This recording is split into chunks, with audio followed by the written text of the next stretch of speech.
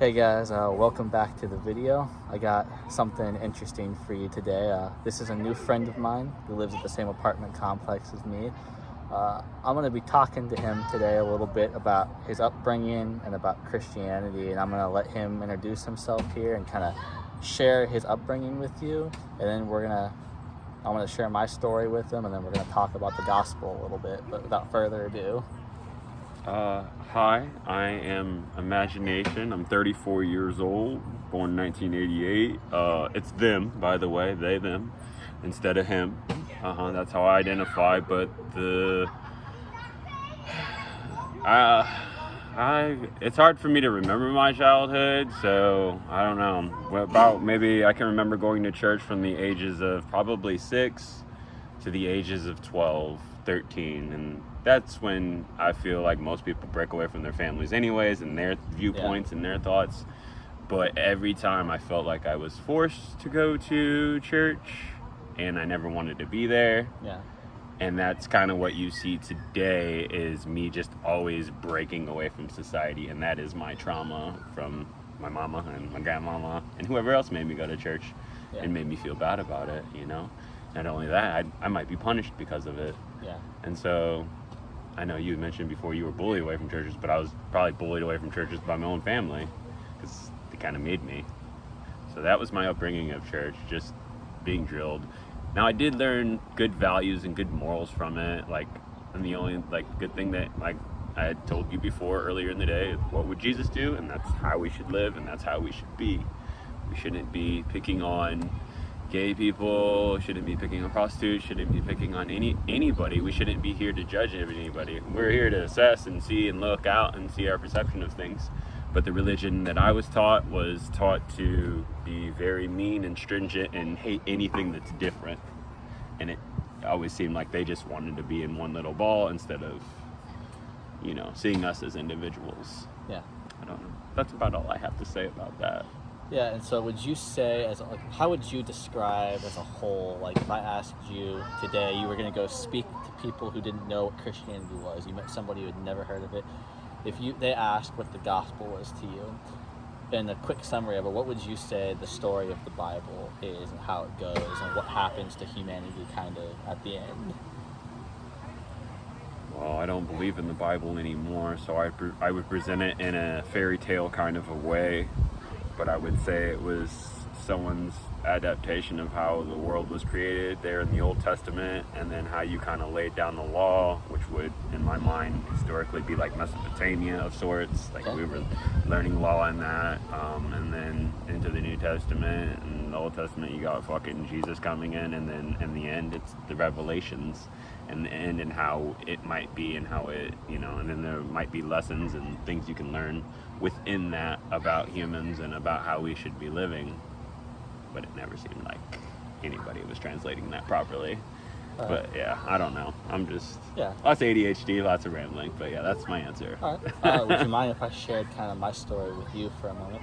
So right before I went into kindergarten, my family and we were living in Eureka, Missouri, and there was a park by our neighborhood that we grew up in, and we were there one day, my two sisters, my mom and I, and I didn't know it was God at the time, but I had stopped, and I'm a little child, keep in mind, before kindergarten. I was hit with this sudden realization that there was more to life than what I had experienced, and that there was a calling that was on my life that I wasn't going to be able to understand yet, and that messed me up as a kid. So I get into school, I start having all kinds of anxiety. In grade school, something happened with my dad. He started losing jobs left and right, and he got very abusive. His anger levels would snap all the time. He had a disagreement with a friend who was a pastor of the church we were going to, and my dad pulled us out of church and decided he was our pastor now, and every Sunday we would get screamed at the stories of the Bible, sitting at the kitchen table, not allowed to leave. We would get told we were worthless, that he had forgotten more than what we would ever learn. At 10 years old, I was taken out of school. I had really bad anxiety and depression. It was the first day of school that year. We were in the car on the way there, and I wouldn't have known what to call it at the time. As an adult, I recognized it as a panic attack. And I just knew I could not go into that school. And I was like, oh my God, what do I do? So I'm a kid, I do the only thing I know how. I go into defense mode. and I faked being sick, and that faking being sick psychologically did something to me because I recognized it as a protection from my dad because my mom would step in.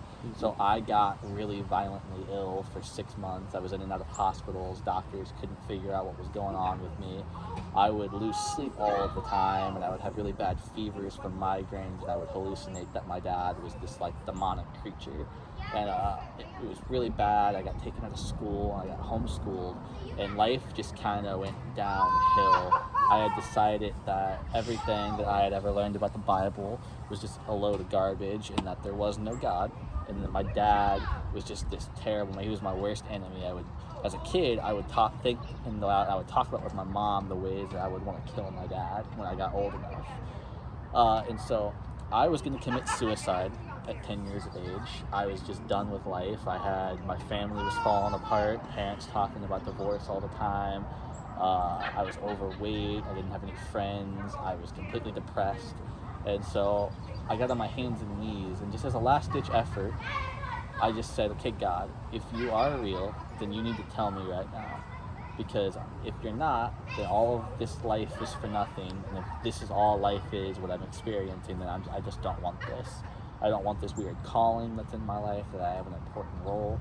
I just want to die. And I got frozen on my hands and knees, and I heard a voice 3 times say, don't do it, have faith in me.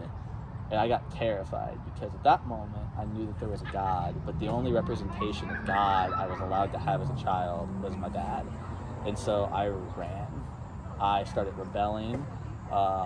Teenage years, I got into skater culture, so I got as far away from church as possible. I remember a memory, my best friend and I were skating at a Catholic church in my neighborhood growing up, and I had flipped a kid off who was a student, and we got kicked off the church, and so I hated church altogether. I was just so done with it. As a teenager, my dad became the elder of a church in Eureka, Missouri, and we were yet again dragged into churches. I was completely uncomfortable. I wanted nothing to do with it. And then when I was 18, I finally decided I'm not going to live under my dad's authority anymore. I was never allowed to have a job as a teenager like most young kids are. I was told that wasn't going to be what my life was going to be.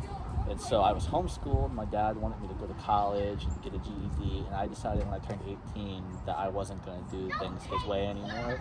So I dropped out of tutoring that I was getting specialized to get a GED, and I got a job for the first time. I threw my Bible in the trash can because I was convinced there was a God, but my dad's version of God that he had taught us in the Bible meant that the Bible was completely false, my dad was completely false, and he was a heretic and a liar, and I was going to do things my way because that's the way that God wanted me to do it, was my way. And so I started getting really into goth culture, pop punk culture. I used to audition for bands. I started playing music and making music, and that became my identity. Because we're all artists. Yeah, and so in 2017, I got, unfortunately, hooked into a very bad group. It was very, very awful. And this group pressured me to drink. I was against alcohol at the time. I was scared of it, and I didn't want anything to do with it. My dad had always taught us that if you drank, you would go to hell. And so I was just like, this is not for me. And one night I just gave in. And then I was like, okay, well, 1 beer is fine. I wonder if a bunch of beer is fine. And I started getting drunk with this group on a regular basis. Eventually, I started working at a job where I got an even worse group of friends than that group of friends that fell apart. And in 2019, I drank every single day that year. I was constantly being given pot for free, and I was smoking large amounts of weed. Some people would say that weed is recreational and can be good, but the amount I was smoking, nobody would think would be good for you. And I was being given all of this stuff for free. Alcohol was being poured on me for free by friends. Weed was getting shoved at me every direction. And my friends would tell me that's how I was going to cure this depression and anxiety that I had, was from the weed and from the alcohol and from the partying. In 2019, my entire life that I had built up, what I thought was this perfect life, crumbled in an instant. I was accused of something by one of my friends that almost cost me my career, and it broke our friend group apart. And thankfully, a couple of my friends had my back, and so did some of the managers at the work. And I turned my phone in to a manager that proved my innocence and proved this other person as being a psychopath. Mm-hmm. And I had nothing. And I was in a bathroom stall, and I was trying to smoke one night in December, and I couldn't get high, and I was never allowed to get high by God. Some people, we could argue back and forth on if smoking is good for you or bad for you. I personally think marijuana has good usages in the world, but I was not allowed to get high, and I got angry at God for that. I had kind of been able to run away from God my whole life, and that year something changed. I always describe it's like I was running through a dark forest my whole life, and I had lost him along the path, and I had finally come out to this big beautiful field full of flowers, and I thought everything was going great, and then I turned around and it was like he was catching up with me, and I didn't want that. And so I screamed in this bathroom stall. I screamed, "Why won't you let me get high?" And I heard that same voice when I was 10 years old say to me, "I'm not letting you do it because it's not what you actually want."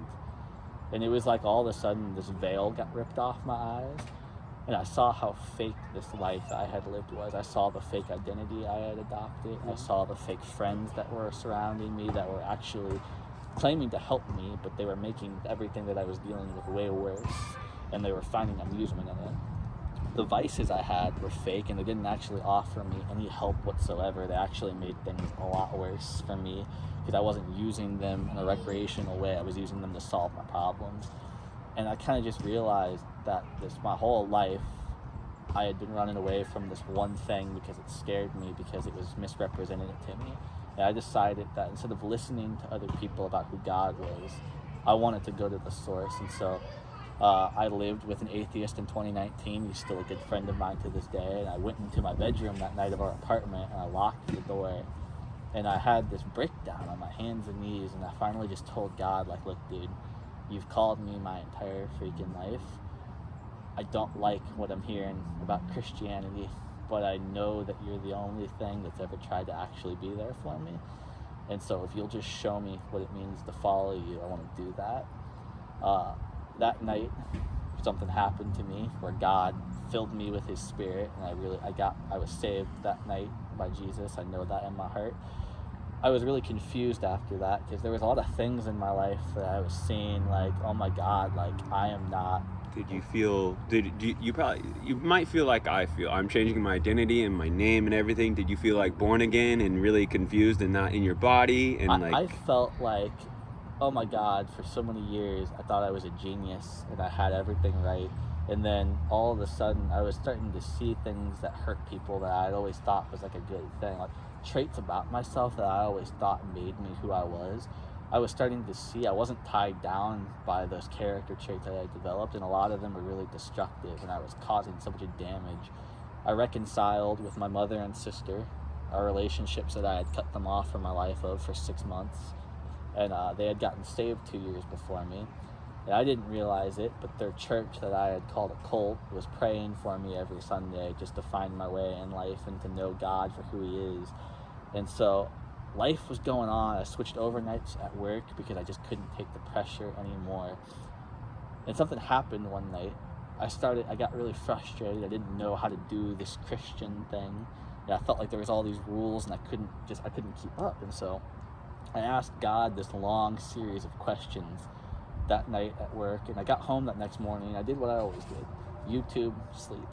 And YouTube caught my eye that morning because the number one suggested video to me on YouTube was of a pastor out in Washington, and it was called Relationship with the Holy Spirit. And I was like, what is this nonsense? I don't watch this kind of stuff on YouTube ever. Mm-hmm. And so I clicked on it, and I laid in bed like petrified because this pastor had set up this video series for new Christians in the faith who didn't understand what the heck Christianity was. And this video series was set up as he was asking questions that people new to the faith asked. And it was every single question I had asked God that night at work in the exact same order that I had asked him them. And I laid there like freaked out because here I am asking God for answers, and here he is using this guy I don't even know to reach out to me in this video, and I'm getting every answer that I ever needed. And so I set out from that day forward to see what Jesus was actually all about. I had no knowledge of scripture whatsoever. I had blocked that all out from my trauma in childhood. And so I started reading, and what I found I would just like to share with you right now, and that's that. So in the beginning, it said that God made mankind and they were good. And he put them in a garden and everything was great. And then it gets confusing because a serpent comes and it tells a woman a lie and they eat from a tree. And that's when people think sin entered existence for the first time. But that's actually not true, because we already see that this serpent, which is a poetic representation of an entity known as an archangel, it was Lucifer, who we call Satan. And he was actually the archangel involved with worship at the time. He led that. And he had already turned on God, and he decided to go on business for himself. We see that in the way that he shows up to the garden to deceive God's creation. And what happens is, man breaks a rule. They eat from this tree, and it gives them the knowledge of good and of evil. And now we have a problem, because now there's free will in mankind, just as there was with angels. And we already saw that half the angels already fell with Lucifer. And so now mankind knows how to make a mistake, and they're going to make a lot of them. And so God does something merciful. He removes them from the garden where there was another tree that would give them immortality, and he kicks them out, and he provides for them clothing, he provides for them land that will grow food, and he provides for them the ability to have children, and they're to populate the world. And this is interesting because you think, oh, well, God's so terrible, why did he even put them in the garden in the first place if he knew Lucifer was going to do this? And it's because of this really interesting thing. Free will is always going to lead to whatever creature has it to mess up. But God was developing a plan to show people he's going to let you keep your free will, but he's going to cover you for every mistake you're ever going to have. And so God sets out on a mission. We see prophets come in, and all the prophets are people that God had shared his word and knowledge with to go share with everyone else. And we see throughout time that they were rejected and that they were murdered by mankind who wanted to do things their way. We see a particular man named Abraham, who God says, you're going to populate the entire earth, your children are going to be like the stars of heaven. And then he has his first child at 100 years of age. And we see something really interesting where the year before he has his child, he asks God, how do I know you're going to give me a child in my own age? And God does something that they did back then. He said, well, we'll do a covenant ceremony, an unbreakable contract, an agreement between two people that was of the utmost importance. And it involved blood sacrifices of animals, and you would walk through them. And that's what they did back then. It was like a contract. But God does something. He puts Abraham into a gentle sleep, and God comes down in the form of a fire, and he walks through the animals on his own to signify that mankind is not capable of keeping this promise to God to live this perfect, innocent life. But they don't have to, and he knows that. But he wants a relationship with them so bad that he makes the promise himself that no matter how many times mankind ever fails, he is going to cover them for it. Yeah, because because a lot of us are just damaged from the world, most likely. So what you hear is all hell, fire and brimstone, like you're going to hell. I'm like, that would have to be for like the worst of fucking people. Yeah. Most days, like, we're all trying to be good, and you have to recognize that all people are fallible, and that if I created something, like I have two children, no way would I want to damn them to any kind of place in hell. Yeah, unless they're like Ted Bundy or something. Yeah, and so what God does is there's a silent period between the time period of the Old Testament to where the New Testament starts. And during that time, Rome took over the known world. They made roadways. They translated all known books, including the Torah, the original Old Testament books, and they translated them into all known languages. And they also scattered the Jews across all regions, and so the knowledge of God was going to spread. Mankind, way back in the Old Testament, was begging God for just his physical presence in the world. And so God does something because he sees the state the world's in, and he sees that because of Adam and Eve's mistake, we're trapped in this constant cycle of failing God and not doing what he's called us to do, even when we want to. And so God came down 2,000 years ago as a man. He lived a life that we're not capable of, which is a life where he did not sin. He was completely innocent. And mankind put him up on a cross. And when he died on that cross, he wasn't just dying and he wasn't just condemning people. It's like this. Imagine you went to court today, and without knowing it, your whole life you had been running red lights and stop signs just here and there, and it had piled up so much that the judge said, look, imagination, like, I'm sorry to do this to you, but all of these fines equal to you having life in prison. But wait, a man came forward this week and he volunteered himself in your place, and so you're completely free to go and innocent. Yeah, I get that whole aspect of that. I've heard this spiel before. Yeah, and so it's this whole thing of Jesus dying, and he took the weight of our sins and of the mistakes of mankind for him, and so it does not matter anymore when we make mistakes. Yeah. It matters that people who turn to Jesus and acknowledge him as like, okay, you're my God and you saved me. I don't want to make the mistakes I do, that you would be saved and you're covered from that. But we have a world full of Christians and churches, and it's so unfortunate because they teach things like if you drink, you're going to go to hell. They teach things like if you practice a lifestyle outside of what the church recommends, that you're just doomed, and that's not what the church was meant to do. We should be talking, everything should be talk therapy. That's how church should work. Like we're talking now, we should just be talking, and we are in church right now. We're actually not even in a building, we're in church right now. But we should be, if you think there is a problem or someone needs help, you shouldn't only just pray for them. You should talk to them and see how they feel, and you might be able to help them because you're older and wiser. And instead, the old people get really hateful and act like they don't have problems because they feel so bad and torn down from their religion and their parents. If we went through it, they went through it, and so on and so forth. So it's nice to really hear and see, the younger generation coming out of it. Yeah. And are you close with your father? So we weren't, but when I got saved, I actually went down and I swallowed my pride, and I went down into his office at the house, and I just told him everything he had ever done to me and what that caused in my life. And at the end, I told him, I'm doing this for myself and for you to set us both free. I forgive you and I love you. And at that, he got very emotional, and so we're not great now, but it's better than what it was. And maybe that's what I should tell my mother, I'm not really close with my mother, and I haven't talked to her in, seriously, in probably 5 years. Yeah.